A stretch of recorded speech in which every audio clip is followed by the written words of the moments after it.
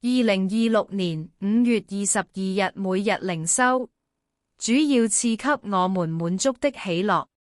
558真正的喜樂。每日靈修小品。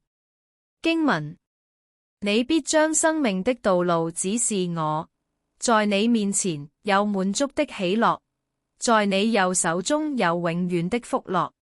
詩篇16章11節。小故事：有一位姊妹是個百貨公司店員，老闆訓勉她，顧客永遠是對的，所以你看見每一個顧客都要笑，沒有笑也要擠出笑容來。她的工作就是笑，不管貨品能不能成交，笑是必須的，所以她就天天笑，看見人就笑，對每一位顧客都得笑。笑就成為他工作的一部分。他說：我真是苦啊！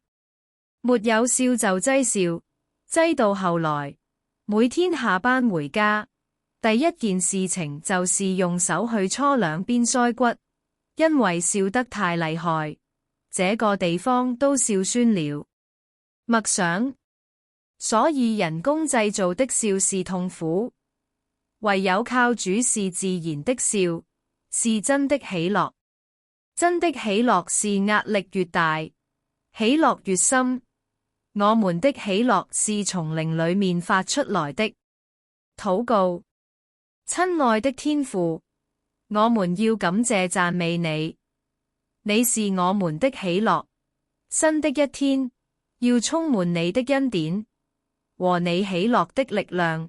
求你帶領我們開心面對一天的工作和挑戰，以致在灰心失望、遇到困難時，心中仍然有滿足的喜樂，因為在你右手中有永遠的福樂。